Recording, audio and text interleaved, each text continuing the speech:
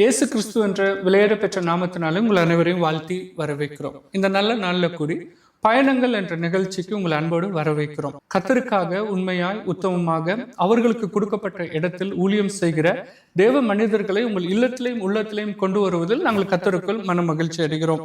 இன்று கூடி நம் மத்தியில் அருமையான ஒரு பாஸ்டர் நம்ம கூட இணைந்திருக்கிறார். உண்மையாலுமே தேவனுக்கு பிரியமாய் அவருக்கு கொடுக்கப்பட்டுள்ள இடத்தில் உண்மையாக ஊழியம் செய்கிற ஒரு போதகரை உங்கள் மத்தியில் கொண்டு வருவதில் நான் கர்த்தருக்குள் மகிழ்ச்சி அடைகிறேன். நிச்சயமாக நீங்களும் அவளோடு எதிர்பார்த்து காத்திருப்பீங்க.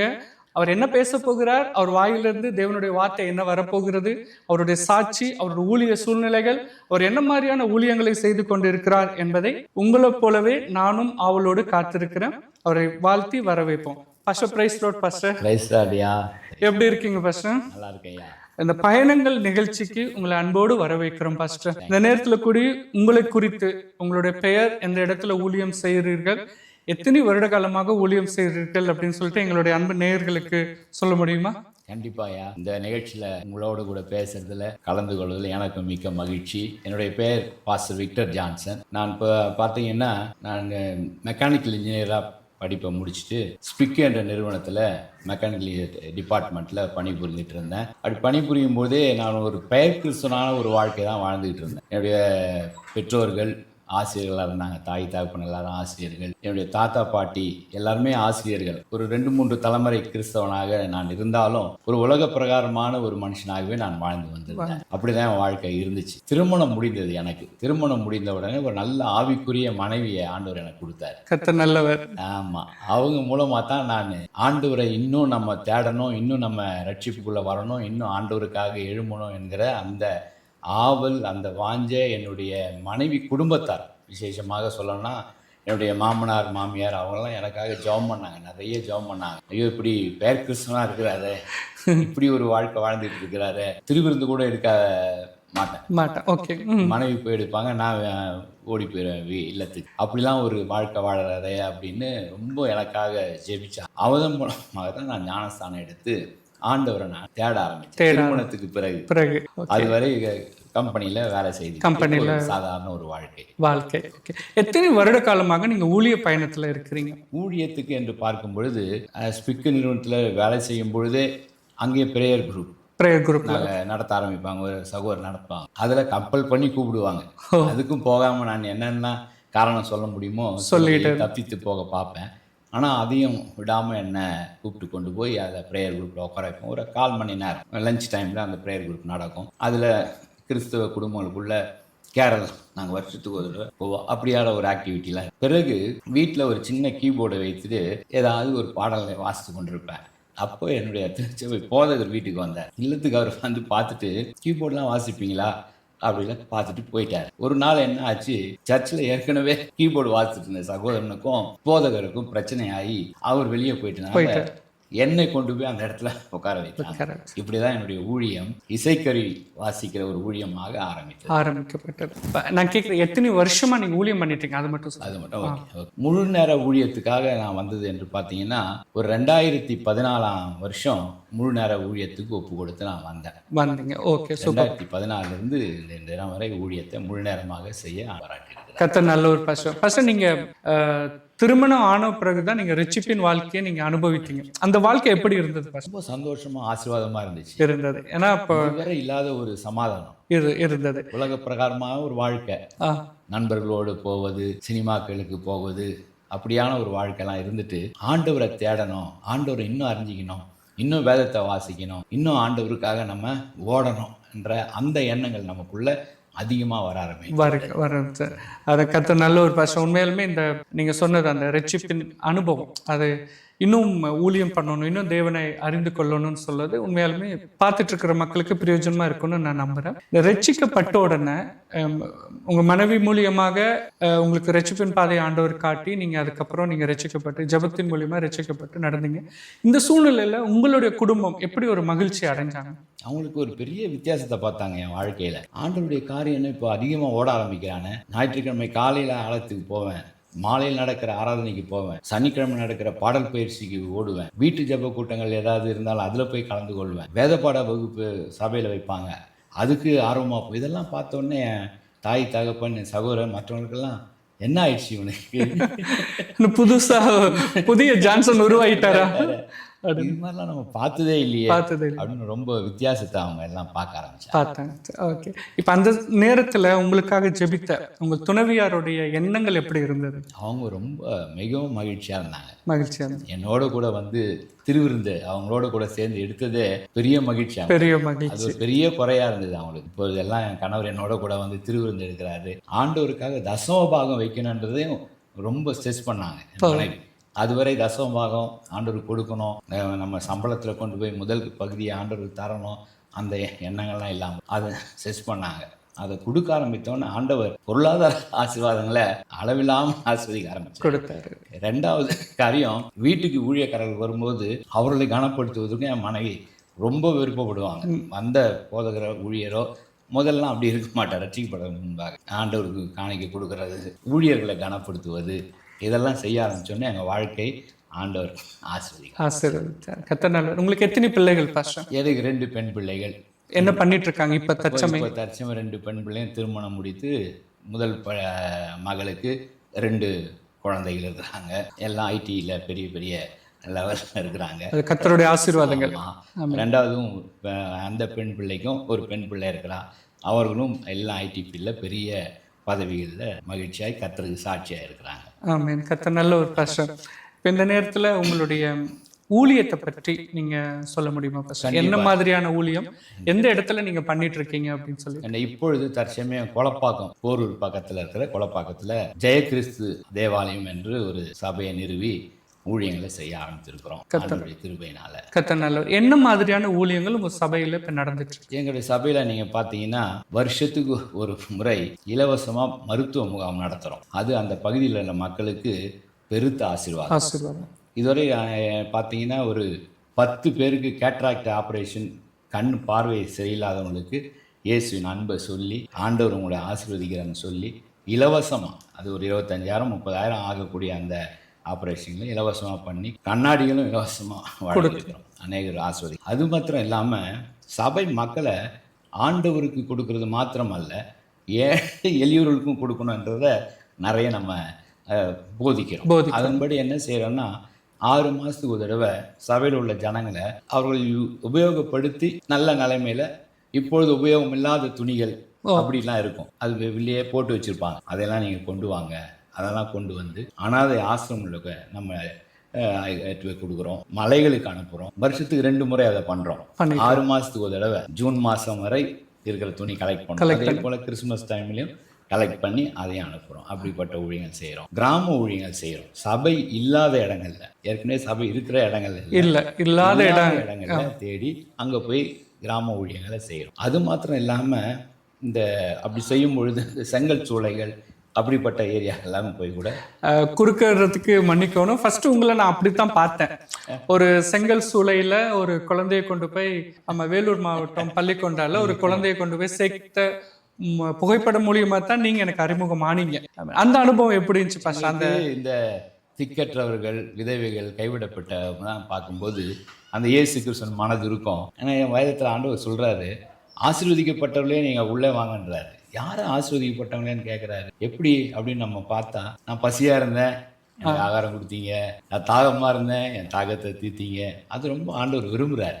அவங்கள பார்த்தா என் பிதாவினால் ஆசீர்வதிக்கப்பட்டவர்கள் என்ன ஒரு பெரிய கனம் கொடுக்குறாருல்ல ஆண்டவர், நல்லவர். ஆகவே நாங்கள் முதல்ல இருந்தே ஒரு 3 பெண் பிள்ளைகளை ஏற்கனவே நாங்கள் தாய் தகப்பன் இல்லாத ஒரு ஏழை பாட்டியம்மா, அவங்க வளர்க்கவும் முடியல, அந்த பிள்ளைகளுக்கு பாதுகாப்பும் கொடுக்க முடியாமல் சூழ்நிலை இருந்தாங்க. அவங்களே நாங்கள் எடுத்துகிட்டு கொண்டு போய் ஒரு ஹாஸ்டலில் சேர்த்து அவங்கள பராமரித்துட்டு வரோம்.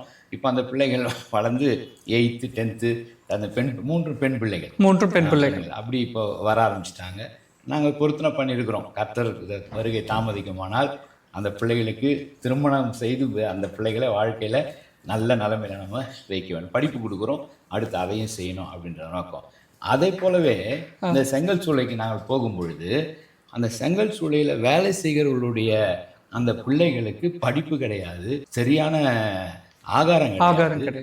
முதல் முறையாக அங்கே நாங்கள் போகும்பொழுது சாதாரண ஒரு பிஸ்கெட்ஸ் வாங்கிட்டு போயிருந்தோம். அந்த பிஸ்கெட்டுகளை அந்த பிள்ளைகளுக்கு கொடுத்தோம். ஏதோ ஒரு கிடைக்கிறதுக்கு அறியாத ஒரு பொருளை பெற்றுக்கொண்டது போல அந்த பிள்ளைகளுக்கு அவ்வளோ சந்தோஷம். அந்த பிஸ்கெட்டை வாங்கிட்டு ஓடினாங்க. ஏன் ஓடுறாங்க அந்த பிஸ்கெட்டை வாங்கிட்டுன்னு பார்க்கும்போது, ஓடி போய் அந்த குடிசையிலிருந்து ஒரு டம்ளர் தண்ணியை கொண்டு வந்து அதில் நனைத்து அந்த சாதாரண பிஸ்கெட்டை அவங்க சாப்பிட்றத பார்த்த உடனே எங்களுக்கு ரொம்ப இப்படி ஒரு நிலைமையில் இருக்கிறாங்களே, இவர்களுக்கு ஏதாவது செய்யணுமே அப்படிலாம் நாங்கள் யோசிச்சுட்டு இருக்கும்போது அந்த ஜனங்கள் ஓடி வந்து எங்ககிட்ட கேட்டாங்க, இந்த 2 பெண் குழந்தை இருக்கிறாங்க, சரியான உடைப்பூட அவங்களுக்கு இல்லை, இவங்களை ஏதாவது ஒரு ஹாஸ்டலில் சேர்த்து இவங்களை பாதுகாக்க முடியுமான்னு கேட்டாங்க. அதுக்காக நாங்கள் உடனே முயற்சி எடுத்து தான் பள்ளிகொண்டானில் அந்த ஹாஸ்டலில் கொண்டு போய் அந்த பிள்ளைகளை சேர்த்தோம். அதைத்தான் நீங்கள் பார்த்து ரொம்ப நல்ல ஒரு அனுபவம் பாஸ்டர். எசபெல்லா சிஸ்டர் வந்து எனக்கு மோர் தென் 20 இயர்ஸாக எனக்கு தெரியும் அவங்களும் நானும் நிறைய வீடஸ்ன்ற ஒரு அமைப்பு மூலியமா நிறைய ஸ்லம்ஸ் ஏரியாவில் நிறைய ஊழியங்களை பண்ணியிருக்கோம். பண்ணவும் ஆண்டவர் உதவி பண்ணாரு. இப்போ அந்த இடத்துல உங்களை பார்க்கும்போது ரொம்ப ஆச்சரியமா இருந்துச்சு. சொன்ன அந்த சிஸ்டர் ரொம்ப அன்போடு எங்களை வரவேற்றாங்க. ஏன் அதை சொல்கிறேன் அந்த சிஸ்டரை பற்றி இப்போ நீங்கள் சொன்ன உடனே சொல்கிறேன்னா, அந்த 2வது பிள்ளைக்கு எந்த டேட்டில் பிறந்ததுன்னு கூட டேட் இல்லை, ஒரு ஆதார் கார்டு கிடையாது, எதுவுமே இல்லாத ஒரு சூழ்நிலை கொண்டு போய் நாங்கள் நிற்கிறோம். இரவு 10 மணிக்கு எப்படியாவது இவங்களை சேர்த்து அவங்க ரொம்ப அன்புள்ளத்தோடு அந்த பிள்ளைகளை சேர்த்து மற்ற காரியங்களை நான் பார்த்துக்கொள்கிறேன் என்று இன்றைக்கு நல்ல நிலைமையில் ஒரு பாதுகாப்பாக நல்ல உணவு உடைகளோடு அந்த பிள்ளைகள் இருக்கிறாங்க, படிக்கிறாங்க. ஃபர்ஸ்ட் நீங்கள் சேர்த்து விட்ட பிள்ளையோட அப்புறம் நீங்கள் சேர்த்து விட்டு 2-3 மாதம் கழித்து நான் அந்த சிஸ்டரோட பேசினேன். இந்த குழந்தை எப்படி இருக்கு அப்படின்னு சொல்லி கேட்டேன். அப்போ அவங்க சொன்னாங்க, முதல் வரும்போது ஒரு பயந்த சுபாவத்தோடு இருக்கும், ஆனால் இப்போ ரொம்ப ஆக்டிவாக ரொம்ப சந்தோஷமாக நல்ல ஆகாரம் கிடைக்குது, நல்ல தூங்கவும் நல்ல படிக்கவும் அந்த பிள்ளை ரொம்ப ஆக்டிவாக இருக்கு அப்படின்னு சொல்லும்போது நான் ஆண்டவருக்கு ரொம்ப நன்றி செலுத்தினேன். இல்லை ஊழியங்கள் பாருங்க, இப்படிப்பட்ட ஊழியங்கள் தான் ஸ்லம்ஸ்லையும் கஷ்டப்படுற மக்கள் மத்தியிலையும் அது ஒரு பெரிய மாற்றத்தை கொண்டு வருது. நிச்சயமாக தேவன் அதற்கான ஒரு பலனை அதுக்கான ரிவார்டை கண்டிப்பா உங்களுக்கு ஆண்டவர் கொடுப்பார் பாஸ்டர். சபைக்கு கொடுப்பாரு, உங்களுக்கும் கொடுப்பாரு. கர்த்தர் நல்ல ஒரு பாஸ்டர் கொடுப்பாருன்னா, இப்படிப்பட்ட இன்னொரு சம்பவத்தை நீங்க உங்களுக்கு நான் ஞாபகப்படுத்தணும், பூஜான ஒரு பெண்ணை குறித்து. ஆமா பாஸ்டர், கரெக்ட். நம்ம கொலப்பாக்கத்துல நாங்க வந்த உடனே முதல்ல செய்த ஊழியத்தை இணைந்து ஆரம்பித்த ஊழியம் அது பாஸ்டர். கண்டிப்பா அந்த பூஜா சிஸ்டர் பற்றி சொல்லணும், டேனியல் பிரதரை ஞாபகப்படுத்தணும், டேனிஸ் பிரதரை ஞாபகப்படுத்தணும். அது ரொம்ப பெரிய சாட்சி. அது சொன்னோம்னா நிச்சயமா அவங்கள ஒரு நாள் மக்களுக்கு மத்தியில ஒரு வீடியோவா கொண்டு வர உதவி செய்வார் பாஸ்டர். பாஸ்டர் அதுக்கப்புறம் இன்னொரு கேள்வி பாஸ்டர், இந்த மாதிரி ஊழியங்கள் செய்யும் பொழுது உங்களுடைய இருதயம் எப்படி இருக்கு? ஒரு மன நிறைவோட இருக்கும். ஆண்டவருடைய மனது இருக்கும். நம்ம நிரப்ப அன்பை நிரப்ப ஆண்டவர் நமக்காக அவர் எவ்வளோ பெரிய ஒரு பதவியை விட்டுட்டு சிங்காசனத்தை விட்டுட்டு நமக்காக அந்த உலகத்துல வந்து மனுஷனா அவர் எல்லாம் எவ்வளவு நன்மைகள் செஞ்சிருக்கிறார். வேதத்துல நன்மை செய்கிறவராகவே அவர் சுற்றி தெரிந்தார். அவர் அதை தான் நம்மகிட்ட அவர் அதை எதிர்பார்க்கிறார். இயேசுவை போல அவருடைய படிகளை அவருடைய மாதிரியை பின்பற்றுறது தான் நம்ம இருக்கிறோம். இந்த உலகத்துக்கு இப்போது இருக்கிற சூழ்நிலையில இயேசுவை நம்ம வாழ்ந்து காட்டணும். சொல்லுகிறது மாத்திரம் இல்லை, ப்ரீச்சிங் மாத்திரம் இல்லை, நம்ம பிராக்டிஸ் பண்ணணும். பிராக்டிசிங் கிறிஸ்டியன்ஸா நம்ம இருக்கணும். அதைத்தான் நம்முடைய சபைக்கும் நம்ம மற்றவர்களுக்கும் நாங்கள் சொல்லிக்கொண்டே இருக்கிறது. இயேசுவின் அன்பை லவ் இன் ஆக்ஷன். இயேசு நேசிக்கிறேன்னு சொல்லிட்டு போறதோட இல்லை, எதையாகிலும் ஆண்டவர் நாமத்தை சொல்லி நம்ம செய்தாகணும். நமக்கு இருக்கிற பொருளாதார வசதிகள், நமக்கு இருக்கிற காரியங்களை வைத்து இயேசுவின் அன்பை நம்ம வெளிப்படுத்திக்கிட்டே இருக்கணும் என்பதுதான். அந்த காரியத்தை செய்யும்போது நிச்சயமாகவே அது மிகப்பெரிய மகிழ்ச்சி, மிகப்பெரிய சமாதானம். கர்த்தர் நல்ல ஒரு பாஸ்டர். இந்த நேரத்துல இப்ப நீங்க கிராமங்கள்ல செய்யற ஊழியத்தை பற்றி பேசணும். நீங்க கடல் தாண்டி போய் செய்த ஊழியங்களையும் கொஞ்சம் சொல்ல முடியுமா? எந்த தேசத்துல போய் செய்தீங்க, எத்தனை வருட காலங்கள் அந்த ஊழியங்களை செய்தீங்க அப்படின்னு சொல்லிட்டு கொஞ்சம் சொல்ல முடியுமா பாஸ்டர்? 1991 என்னுடைய முதலாவது நான் வெளிநாட்டு பயணம் போனது குவைத்து தேசத்துக்கு போனேன். சதாம் ஹுசேன் போர் தொடுத்து குவைத்து தேசத்தை குண்டு மழையெல்லாம் பொழிஞ்சி அதனுடைய ஃபேக்ட்ரிஸ் எல்லாம் அடித்து உடைச்சிட்டு போயிட்டாரு. அதையெல்லாம் திரும்ப உருவாக்குவதற்காக நாங்கள் ஒரு டீம் போயிருந்தோம். அந்த டீமில் நான் இருக்கும் பொழுது அங்கே ஒரு நல்ல ஊழியம் செய்ய ஒரு வாய்ப்பு கிடைச்சு. அங்கே கேம்ப்ஸ் இருக்கும் பாலைவனத்தில் தான் நம்ம ஊரில் இருந்து ஜனங்கள் போய் அங்கே வேலை செய்கிறாங்க. அவங்கள பார்த்தீங்கன்னா 2 வருஷம் 3 வருஷம்லாம் அங்கேயே தங்கியிருப்பாங்க. 2 வருஷம் ஆச்சு நான் ஊருக்கு போய். நான் 1 லட்சம் ரூபாய் கொடுத்துட்டு நான் இங்கே வந்து அந்த வேலையை வாங்கி நான் இங்கே வந்து வேலை. கடுமையான வெயில், கடுமையான குளிர், பகலில் கடுமையான வெயில், இரவில் கடுமையான குளிர். அதில் அவர்கள் வேலை செய்து அவர்கள் பணியை நிமித்தம் அங்கேருந்து குடும்பத்தை விட்டு பிரிஞ்சு இங்கேருந்து பணங்கள் அனுப்பி அப்படிப்பட்ட ஒரு சூழ்நிலை இருப்பாங்க. அவங்களுக்கு போய் நம்ம ஆண்டவருடைய அன்பை சொல்ல அவர்களுக்கு ஒரு பெரிய சமாதானம். அங்கே அப்படி ஒரு ஊழியத்தை செய்ய ஆண்டவர் கிருபை பாராட்டினார். அது முடித்து நீங்கள் சொல்கிற ஆப்பிரிக்கா தேசத்துக்கு பிஸ்னஸ், இந்த வேலையை ரிசைன் பண்ணிவிட்டு என்னுடைய பிரதரோடு சேர்ந்து பிஸ்னஸ் செய்யும்படியே ஆப்பிரிக்கா தேசத்துக்கு 2004 2006 2 வருடங்கள் அங்கே தமிழ் மக்கள் மத்தியில் ஊழியம் செய்கிறது ஒரு பெரிய ஒரு சேலஞ்சாக இருந்துச்சு. அவங்கள நாங்கள் ஒன்றிணைத்து வெள்ளிக்கிழமை வீக்கெண்டில் ஏதாவது ஒரு வீட்டில் எல்லாரையும் கூட்டி அங்கே ஆண்டவரை நம்ம துதிக்கிறது, ஆண்டவருக்காக ஜெபிக்கிறது, வேதத்தை ஒருத்தர் நம்ம தியானிக்கிறது, அப்படிப்பட்ட காரியங்கள்லாம் செய்யுது. பிறகு ஆப்பிரிக்க மக்கள் மத்தியிலே கூட ஊழியம் செய்ய வாய்ப்புகள்லாம் இருந்துச்சு. அந்த ஊழியங்கள் ஒரு 2 வருடம் அப்படி அந்த ஆப்பிரிக்க தேசத்தில் செய்வதற்கு பிஸ்னஸ் ப்ளஸ் ஊழியம் செய்யல. அந்த அனுபவம் எப்படி இருந்தது? அது ரொம்ப மகிழ்ச்சி. ஆப்பிரிக்காவில் பார்த்தீங்கன்னா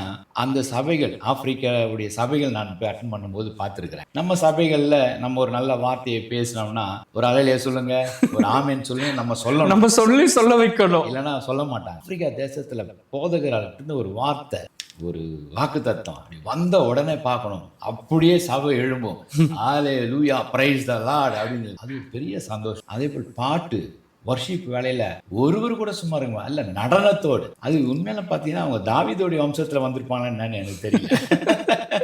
மியூசிக் ஆரம்பிச்சோன்னு நடனம் ஆரம்பிச்சோம். அது மாத்திரம் இல்லை, இன்னொரு காரியம் பார்த்து போதகர் அங்கே ஒரு வார்த்தை சொல்லி அந்த வார்த்தை இப்போ என்னை தொட்டு விட்டதுன்னா எழுந்து பிரசங்கப்படுத்த நோக்கி ஓடுறாங்க. ஏன் ஓடுறாங்க? முதல் நாள் பயந்து ஏன் பாஸ்டரை பார்த்து ஓடுறாங்க? ஓடி போய் காணிக்கைகள் எடுத்து பாஸ்டருக்கு காலடியில் வைக்கிறாங்க. வித்தியாசமான அனுபவங்கள். எப்படி ஆண்டவர் மேலே அன்பு செலுத்துறாங்க. ஏழ்மையான ஒரு ஜனங்கள் தான். ஆண்டவர் நல்ல ஆசீர்வதிக்கிறார். இப்பொழுது நல்ல ஒரு பெரிய லெவலுக்கு அவங்க வந்துட்டாங்க. ஸ்பிரிச்சுவலாக ரொம்ப நல்லா இருக்கிறாங்க. ரொம்ப சந்தோஷமா இருந்துச்சு. பல காரியங்கள் நாங்கள் பார்த்து அறிந்து கொண்டேன். நீங்கள் அந்த ஆப்பிரிக்கா தேசத்தை குறித்து நீங்கள் சொல்லும்போது நாங்கள் வீடியோவில் தான் பார்த்தோம். நீங்கள் சொல்கிற இதெல்லாம் யூடியூப் சேனலில் வீடியோவில் தான் பார்க்குறாங்க. பட் ஆனால் நீங்கள் நேரில் பார்த்துருக்கும் போது அந்த அனுபவம் நீங்கள் சொல்லும்போதே ஒரு சந்தோஷத்தையும் ஒரு உணர்வையும் ஒரு புத்துணர்வையும் உண்டாக்குதுன்னு சொல்லிட்டு நான் நம்புகிறோம். ஏன்னா நம்ம பிரசங்கம் பண்ணும்போது சொல்லுவோம், எங்க ஒரு அல்லேலூயா சொல்லுங்க அப்படின்னா அது வராது. இன்னும் சில பேர் வந்து இந்த அல்லேலூயா சொல்றதுக்கோ கைகளை தூக்குறதுக்கோ ரொம்ப கூச்சப்படுவாங்க. அவங்களெல்லாம் ஒருக்கா கூட்டிட்டு போகணும் போல, வாங்க ஆப்பிரிக்காவுக்கு வாங்க ஒருக்கா பாருங்க அப்படின்ட்டு. ரொம்ப நல்லது பாஸ்டர். ரொம்ப ரொம்ப அருமையா உங்களுடைய அனுபவங்களை சொன்னீங்க பாஸ்டர். இந்த நேரத்துல இதை பார்த்துட்டு இருக்கிற ஜனங்களுக்கு நீங்க என்ன சொல்ல விரும்புறீங்க? ஆண்டவரை நம்ம முழுமையாக தேடும் பொழுது, ஆண்டவரே நம்ம நம்பிக்கையாக நம்ம கொள்ளும் பொழுது அவர் நம்ம ஒருபோதும் கைவிடுகிறதே இல்லை. சூழ்நிலைகள் எப்படி வேணாலும் மாறும், நிறைய சூழ்நிலைகள் மாறலாம் வாழ்க்கையில். ஆனால் ஆண்டவர் சொல்கிறார், நான் உன்னை தாயின் கர்ப்பத்தில் இருக்கும்போது நான் தெரிந்து கொண்டேன், உன்னை நான் பெயர் சொல்லி அழைத்தேன், உன்னை உண்டாக்கினவனும் உருவாக்கினவன் நான் தான். நீங்க எதை குறித்து கவலைப்படாத, நீ என்னுடையவன். இதை விட என்ன வாக்கு தத்துவம், இதை விட என்ன காரியம் நமக்கு தேவை? ஆண்டவர் ஒருபோதும் நம்ம கைவிட மாட்டார். பிரச்சனைகள் வரும், வியாதிகள் வரும், ஆபத்துகள் வரும், என்ன வேணாலும் வரும். உலக மக்களுக்கும் வரும், நமக்கும் வரும். நான் கிறிஸ்தவன் ஆகிட்டேன், ஆண்டவருக்கு ஊழியம் பண்ணுறதுனால எனக்கு வியாதி வராது, எனக்கு ஆபத்து இருக்காது, எனக்கு டேஞ்சர் இருக்காது. இல்லை, நமக்கும் வரும். ஆனால் நம்ம பயப்பட வேண்டிய அவசியமே இல்லை. ஏன்னா உள்ளங்கையில் என்னை வரைந்து வைத்திருக்கிறார். அதான் ஆண்டவர். அவருடைய கண்கள் நம்ம மேலே நோக்கமாக இருக்கிறது. அவர் நம்ம மேலே சிந்தையாக இருக்கிறார். ஏன்னா அவருடையவர்கள், நம்ம அவருடைய ஜனம், என் சொந்த ஜனம். நமக்கும் வியாதி வருது. இந்த கோவிட் நேரத்தில் நிறைய ஜனங்கள் பாதிக்கப்பட்டாங்க. எல்லாருக்கும் தெரியும், உங்களுக்கு தெரியும். கோவிடில் தேசமே பாதிக்கப்பட்டது, லட்சக்கணக்கான மரிச்சு போனாங்க. அந்த நேரத்தில் ஊழியத்தை செய்ய முடியல, சபையெல்லாம் மூடப்பட்டது. அப்படிப்பட்ட சூழ்நிலை நிறைய குடும்பங்கள் ஆகாரம் இல்லாமல் கஷ்டப்பட்டாங்க. எங்கள் சபையில் அவர்களுக்கெல்லாம் வெளியிலிருந்து அரிசிகள், உணவுகள்லாம், அந்த மளிகை பொருட்கள்லாம் வர வைத்து கொண்டு போய் இதெல்லாம் கொடுக்குற அந்த காரியத்தை செய்துட்டு இருக்கும்போது கோவிட்னால அஃபெக்ட் ஆச்சு. எனக்கு கோவிட் வந்துருச்சு. அப்போ கொடுமையான காரியம், ரொம்ப சமாளிக்க ரொம்ப கஷ்டப்பட்டு, ரொம்ப கஷ்டம். வீடெல்லாம் பெரிய இதை அடிச்சிருவாங்க. கோவிட் வந்த வீடுன்னா அது ஒரு பெரிய ஒதுக்கிடுவாங்க, பெரிய காரியம். ஐயோ பாஸ்டர் பாதிக்கப்பட்டாரு. மோசமான சூழ்நிலையில் தான் மருத்துவமனைக்கு போகிறேன். பயங்கர மோசமான சூழ்நிலை. மருத்துவமனை போய் பார்த்தீங்கன்னா ஆக்சிஜன் லெவல் செக் பண்ணுறாங்க, 85 கீழே போயிட்டு இருக்குது. அப்பா, நமக்கு அப்பெல்லாம் அந்த நாலேஜே கிடையாது. ஆக்சிஜன் இவ்வளோ இருக்கணும், ஆக்சிஜன் இவ்வளோதான் இருந்தால் தான் நம்ம உயிர் வாழ முடியும், சுவாசிக்கிட்டுலாம் ஒன்றுமே இல்லை. அனுமதிக்கப்பட்டேன். பக்கத்துலலாம் மறிக்கிறத பார்க்குறேன், இந்த பக்கத்தில் மறிக்கிறத பார்க்குறேன். இந்த பெட்டு மறிக்கிறாங்க, நமக்கும் ஆக்சிஜன் மாஸ்க் வைக்கிறாங்க. டாக்டர்ஸ், நர்சஸ் ஒரு 10 பேர் சூழ்ந்து நின்று இந்த ஆக்சிஜன் லெவல் ஏறுமா இறங்குமா பார்க்குறாங்க. அப்புறம் கொஞ்ச நேரத்தில் பார்த்தீங்கன்னா அந்த 85லேருந்து அப்படியே ஏற ஆரம்பிக்குது. ஏற பக்கத்தில் ஏறலையே மறிச்சு போகிறானே, அந்த பக்கத்தில் ஏறலையே. அப்ப நம்மளுக்கு இன்னும் கொஞ்சம் பயமாவே இருக்கும். நம்ம ஆனால் கர்த்தர் பாருங்க அது செய்கிறார். நர்ஸுங்களும் டாக்டரும் கை தட்டுறாங்க, சார் நீங்கள் பொழைச்சிப்பீங்க. கர்த்தர் நல்லவர். உங்களுக்கு ஜனங்களுக்கு நீங்க தேவை, ஆண்டவருக்கு தேவை நீங்க. எல்லாம் வரும், கவலையப்படாதீங்க. ஆமென். எதுவும் நடக்கும், கவலைப்படாதீங்க. கர்த்தர் நம்மோடு இருக்கிறார். அல்லேலூயா. ஆண்டவர் நம்ம கைவிடவே மாட்டார். கர்த்தர் நல்லவர். அதெல்லாம் பெரிய பெரிய காரியம், பெரிய பெரிய காரியத்தை ஆண்டவர் நம்ம வாழ்க்கையில் செய்துக்கிட்டே இருக்கிறார். ஆமென். கொரோனா காலத்துல ஒரு புதிய ஜீவனை கொடுத்து மறுபடியும் உங்க கூட நான் இருக்கேன், நீ எனக்கு தேவைன்னு ஆண்டவர் உறுதியாய் கூட்டிட்டு வந்திருக்காரு அப்படின்னு நான் நம்புறேன். நிச்சயமா பாஸ்டர் உங்க ஊழியத்துல ஒரு பெரிய மாற்றத்தை கொண்டு வருவார். நிச்சயமா பாஸ்டர் உங்களை ஆண்டவர் ஒரு பெரிய ஒரு பாத்திரமா பயன்படுத்துவார். அநேகருடைய வாழ்க்கையில இயேசு அன்பை கொண்டு போய் சேர்க்க உதவி செய்வார். அந்த செங்கல் சூழலையும் சரி, மிக கடினமான சூழ்நிலை இருக்கிற மக்களுக்கு உங்களுடைய ஊழியங்கள் தேவைன்னு நாங்க விசுவாசிக்கிறோம். பார்த்துட்டு இருக்கிற அன்பு நேயர்களே, அன்பு போதகர்களே, அன்பு பாஸ்டரை நீங்க உங்களுக்கு இவரோட பேச விரும்பினா கீழே இவருடைய நம்பர், ஃபோன் நம்பர்ஸ் மற்ற கான்டாக்ட் டீட்டெயில்ஸ் நான் கொடுக்குறேன். கால் பண்ணி பேசி அவரை உற்சாகப்படுத்துங்க. இணைந்து செய்யும் போது கர்த்தருடைய ராஜ்யத்தை கட்டி எழுப்ப பிரயோஜனமா இருக்கும்னு சொல்லிட்டு நான் நம்புறேன். பாஸ்டர், இந்த ஒரு அருமையான நேரத்தை எங்களுக்கு ஒதுக்கி கொடுத்ததுக்காக உங்களுக்கு ரொம்ப நன்றி செலுத்துகிறேன். கர்த்தர் உங்களை ஆசீர்வதிப்பாரா பாஸ்டர். இந்த நேரத்துல இதை கேட்டுட்டு இருக்க பார்த்துட்டு இருக்கிற நேயர்களுக்காக ஒரு சின்ன ஜெபம் பண்ண முடியுமா பாஸ்டர்? கண்டிப்பா, ப்ளீஸ் பாஸ்டர். ஜெபிப்போம். அன்பின் பரலோக பிதாவே, ஆசீர்வதிக்கப்பட்ட அற்புதமான இந்த புதிய வருடத்துக்காக, இந்த நாளுக்காக நன்றி செலுத்துகிறோம். நீ ராஜாதி ராஜன், நீ தேவாதி தேவன், நீர் கத்தாதி கத்தர், நீர் இருந்தவரும் இருக்கிறோம் வரப்போகிறோமானவர் ஆண்டவரே. அல்பாவும் உமேகாவுமா இருக்கிறீர், ஆதியும் அந்தவுமா இருக்கிறீர். உம்மை மகிமைப்படுத்துகிறோம். பரலோக பிதாவே உமக்கு சோத்திரம். இயேசுவே உமக்கு நன்றி செலுத்துகிறோம். பரிசுத்த ஆவியானவரே உம்மை சோத்திரிக்கிறோம். இந்த அற்புதமான பயணங்கள் நிகழ்ச்சியை அப்பா நீங்க ஆசீர்வதிங்க. இன்றைக்கு இந்த வார்த்தைகளை பார்க்குற ஒவ்வொருடைய விசுவாசமும் ஆண்டவரே வர்த்திக்கப்படட்டும். இந்த வார்த்தைகளை கேட்கிற ஒவ்வொரு இல்லங்களும் ஆசீர்வதிக்கப்படட்டும். இந்த புதிய ஆண்டில் உம்முடைய பிள்ளைகள் புதிய புதிய வாசல்கள் திறங்க, புதிய புதிய ஆசீர்வாதங்களால் நிரப்புங்க, புதிய புதிய கிருபைகளால் உம்முடைய குடும்பங்களை நீர் வர்த்திக்க செய்யும்படியாய் ஆசீர்வதிக்கும்படியாய் ஜெபிக்கிறேன். இந்த ஊழியத்தை செய்கிற அருமையான அன்பு பாஸ்டர் டைட்டஸுக்கும் அவருடைய மனைவி பிள்ளைகளுக்கும் ஆண்டவரை இன்னும் அதிகமான ஞானங்களையும் புத்தியையும் உங்களுடைய கிருபைகளையும் தாழ்ந்தங்களையும் கொடுத்து அநேக ஆயிரங்களுக்கு இவர்கள் செய்கிற ஊழியம் ஆசீர்வாதமாக மாறட்டும். ஆண்டவரை துதி கனம் மகிமை எல்லாவற்றையும் ஒருவருக்கே ஏறெடுக்கிறேன். இயேசு கிறிஸ்துவின் நாமத்தில் ஜெபங்களும் ஜீவன நல்ல பிதாவே. ஆமேன், ஆமேன், ஆமேன். தோத்தரையா, காட் பிளஸ் யூ. கர்த்தர் நல்லவர் பாஸ்டர். அன்பானவர்களே, இந்த நிகழ்ச்சி உங்களுக்கு ஆசீர்வாதமாக இருக்கும் அப்படின்னு நாங்கள் விசுவாசிக்கிறோம். இந்த நிகழ்ச்சியை நீங்கள் பார்த்ததோடு மட்டும் இல்லாமல் மற்றவர்களுக்கும் ஆசீர்வதிக்கப்பட இதை ஷேர் பண்ணி கமெண்ட் பண்ணுங்க. தெரிஞ்சவர்களுக்கெல்லாம் உங்கள் நண்பர்களுக்கு, உற்றார உறவினர்களுக்கு இதை அனுப்பி வைங்க. நிச்சயம் கர்த்தர் உங்களை ஆசீர்வதிப்பார். மற்றும் ஒரு நிகழ்ச்சியில் சந்திக்கும் வரை உங்களிடம் விடைபெறுவது உங்கள் அன்பு சகோதரன் Titus. God bless you all.